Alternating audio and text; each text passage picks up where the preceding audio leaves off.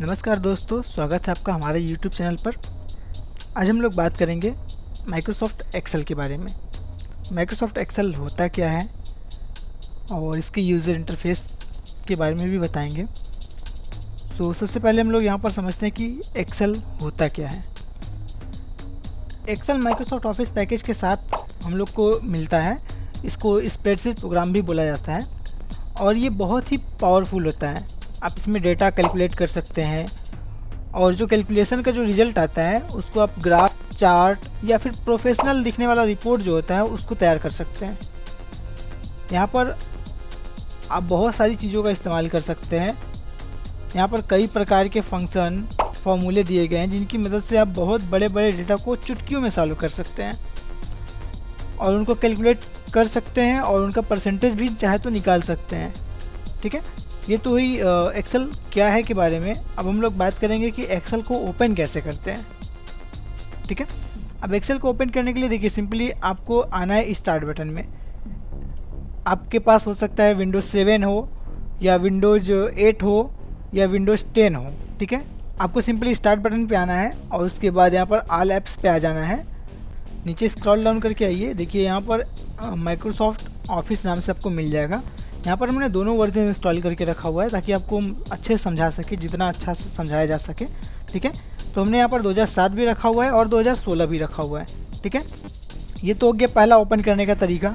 ठीक है, स्टार्ट में आए और ऑल प्रोग्राम में आए। यहाँ से विंडोज़ 7 वाले में आपको ऑल प्रोग्राम मिलता है, जैसे माइक्रोसॉफ्ट ऑफिस वाले पर क्लिक करके ओपन कर सकते हैं। ये तो पहला तरीका है। दूसरा है कि आप विंडोज़ में मतलब सर्च कर लीजिए। अगर आप यहाँ पर एक्सेल टाइप करेंगे तो एक्सेल आ जाएगा। अब देखिए यहाँ पर एक्सेल हमारे में दोनों इंस्टॉल है इसलिए दोनों दिखा रहे हैं यहाँ पर। ठीक है, तो आप जिसको ओपन करना चाहे कर सकते हैं। ठीक है, और आप तीसरा तरीका इस्तेमाल कर सकते हैं, विंडोज़ आर के साथ में रन कमांड ओपन करेंगे और रन कमांड में आप जो है एक्सेल टाइप करेंगे और डायरेक्ट एंटर प्रेस करेंगे तो जो भी लेटेस्ट वर्जन होगा वही ओपन होगा। ठीक है, तो हम यहाँ पर जो है कि पहले से ओपन करके रखे हुए हैं।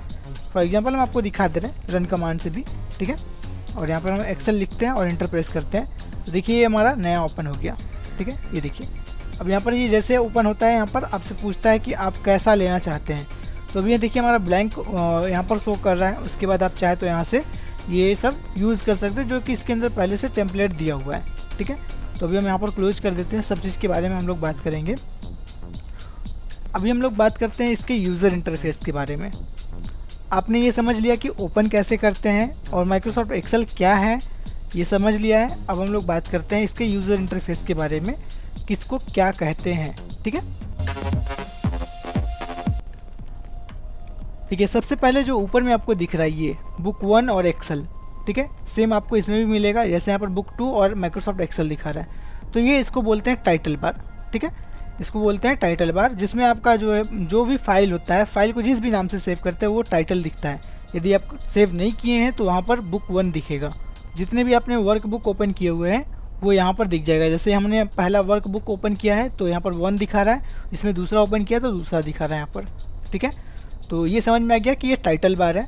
ठीक है, आपके पास जो भी वर्जन हो, अगर 2007 है तो 2007 भी हम बता रहे हैं और 2016 भी बता रहे हैं। ठीक है, तो अगर आपको दिक्कत होगा तो बताइएगा कमेंट करके। वीडियो को फटाफट से लाइक करते रहिए। ठीक है, टाइटल बार के जस्ट सामने देखिए लेफ्ट साइड में यहाँ पर आपको मिल जाता है quick access toolbar. Quick access toolbar का मुख्य काम ये है कि ये आपके कार्य को और स्पीड कर देता है, यानी कि आप शॉर्टकट तरीके से इसको यूज़ कर सकते हैं। जैसे मान लीजिए कि अगर हम फॉर्मूला के अंदर में आ गए और या फिर आप पेज लेआउट के अंदर आ गए और आपको इसमें से जो भी यूज़ करना है, फॉर एग्जांपल अगर हमको बैकग्राउंड यूज़ करना है और हमको बार बार यूज़ करना होता है बैकग्राउंड का, तो हमको मान लीजिए कि हम बार बार आएंगे पेज लेआउट में, फिर बैकग्राउंड पे क्लिक करेंगे। तो आप सिंपल तरीका है, इस पर राइट क्लिक करिए और add to quick access toolbar कर दीजिए, तो ये आपका यहाँ पर ऐड हो जाएगा। अब आपको ना ही पेज लेआउट में आना होगा ना ही इस पर क्लिक करना होगा, आप सिंपली बस इस पर क्लिक कर दीजिए, डायरेक्टली ये ओपन हो जाएगा। ठीक है, तो ये इसलिए इसको बोलते हैं कि ये फास्ट तरीके से काम करता है। मतलब अगर आप 2 ऑप्शन 3 ऑप्शन के अंदर जाके उस चीज़ को यूज़ करते हैं तो आप डायरेक्टली यहाँ से ऐड कर सकते हैं। सेम आप इसमें भी कर सकते हैं। आप जैसे किसी में भी चले जाइए और आप जो भी लेना चाहते हैं जैसे इस पर क्लिक करके यहाँ पर ले लीजिए, ये भी एकदम सेम तरीके से काम करेगा। ठीक है, तो उम्मीद है ये चीज़ समझ में आ गया। अब देखिए जस्ट इसके सामने देखिए राइट साइड में, यहाँ पर इसमें भी देखिए राइट साइड में यहाँ पर ये मिनिमाइज है, मैक्सिमाइज और रिस्टोर डाउन, और उसके बाद यहाँ पर क्लोज बटन। ठीक है, तो मिनिमाइज करेंगे तो ये जो आपका सॉफ्टवेयर ये मिनिमाइज होकर के टास्क बार में चला जाएगा।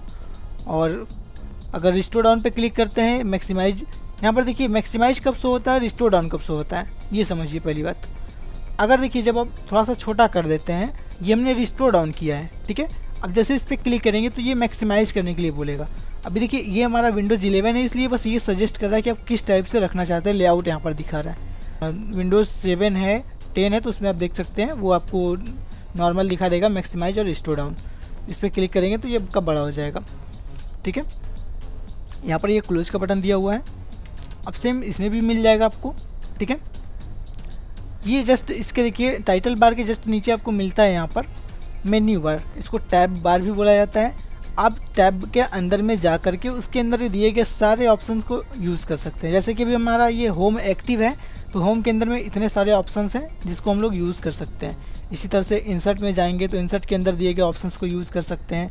इसमें से आप कुछ भी ले सकते हैं, पाइवोट टेबल है, और यहाँ पर पिक्चर है, इलिस्ट्रेशन के अंदर में मिल जाएगा आपको, स्क्रीनशॉट भी यहीं से डायरेक्ट ले सकते हैं।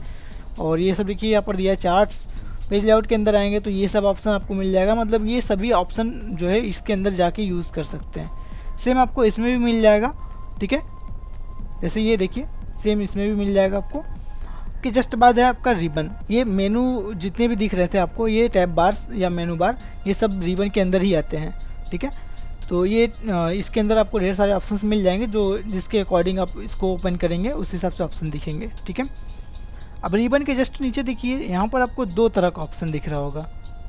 यहाँ पर देखिए ये मिल रहा है आपको नेम बॉक्स। ठीक है, और ये फॉर्मूला बॉक्स है, फॉर्मूला बार भी बोल सकते हैं, और यहाँ से सिंपल फॉर्मूला भी लगा सकते हैं। ठीक है, इस पर क्लिक करके, और यहाँ से अगर आपका सही है तो यहाँ पर इंटर प्रेस करने के बजाय आप यहाँ पर क्लिक भी कर सकते हैं, और यहाँ से ये एक्सेप्ट एक रिजेक्ट का काम करता है। ठीक है, अगर सही है तो इस पर क्लिक करिए, गलत है तो इस पर क्लिक करिए। अब जैसे यहाँ पर ये क्या शो करता है। ठीक है, अगर मान लीजिए कि हम इस जगह पर आके कोई भी नंबर टाइप करते तो देखिए यहाँ पर भी दिख रहा है हमें। ठीक है, कुछ भी टाइप करेंगे यहाँ पर भी दिखेगा, यहाँ पर भी दिखेगा। ठीक है, तो अगर मान लीजिए कि हम इस जगह पर ढेर सारा नंबर इनपुट कर दे रहे हैं, ठीक है, और बाहर सेल पे क्लिक कर दिए, तो यहाँ पर जो दिख रहा है हमको बस इतना ही दिख रहा है वैल्यू, लेकिन यहाँ पर देखिए ये पूरा वैल्यू दिखेगा। ठीक है, यदि आप बड़ा टेक्स्ट लिख देते हैं तो भी आपको ये नहीं दिखेगा, जैसे कि हम मान लीजिए यहाँ पर लिख दे रहे हैं। ठीक है, अब देखिए ये इसमें ये दिख रहा है, और ये हिस्सा जो दिख रहा है आपको ये ऊपर दिख रहा है। अगर यहाँ पर ये जो दिख रहा है ये इसके सेल में नहीं है, ये बाहर है, और यहाँ पर जैसे हम कोई वैल्यू दे देते हैं ये ऑटोमेटिक हाइड हो जाएगा। ये देखिए, तो अगर आपको देखना है कि ये कितने कैरेक्टर वगैरह हैं या फिर कितने वर्ड हैं तो आप यहाँ से शो कर सकते हैं। ठीक है, ये था। अब जैसे देखिए यहाँ पर एक आपको मिलता है नेम बॉक्स। ठीक है, नेम बॉक्स को समझने से पहले हम लोग समझ लेते हैं पहले रो और कॉलम को। ठीक है, रो और कॉलम को समझ लेते हैं। अब देखिए रो और कॉलम के लिए जो है डिफ़ाइन किया गया है ABCD करके। ठीक है, ये इस तरह से आपको मिल जाएगा 16,384 टोटल। ठीक है, मतलब आप इसको जो है 16,384 तक जा सकते हैं ऐसे लेकर के। ठीक है, और ये जो नंबर आपको दिख रहा है यहाँ पर, ये नंबर आपका 1 से लेकर के पूरा जो है 10,48,576 तक है।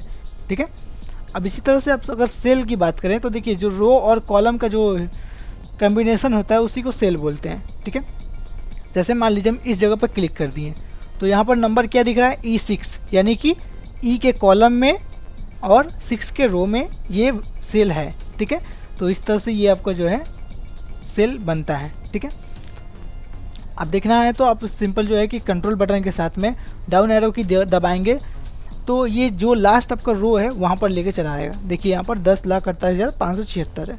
ठीक है, और लास्ट अगर कॉलम में आपको जाना है तो कंट्रोल बटन के साथ राइट एरो की दबाइए तो आपका लास्ट कॉलम में आ जाएगा।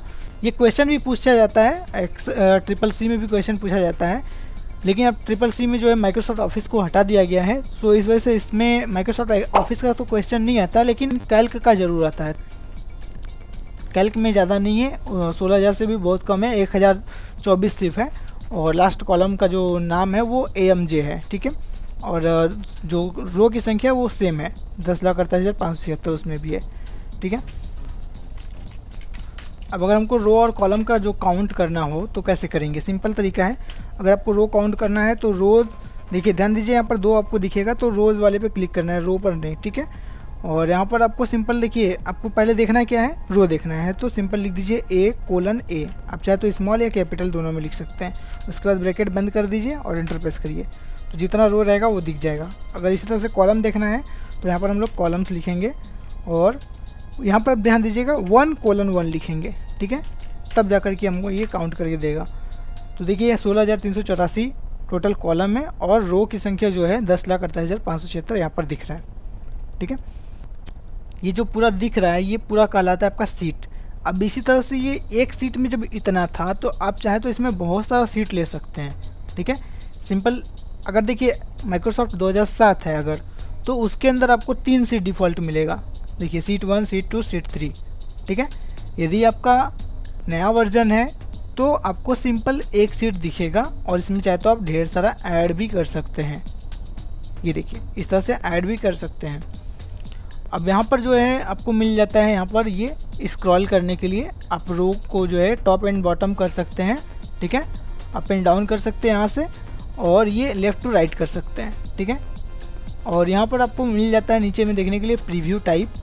प्रीव्यू टाइप के बाद यहाँ पर आपको मिल जाता है ये जूम इन जूम आउट करने के लिए।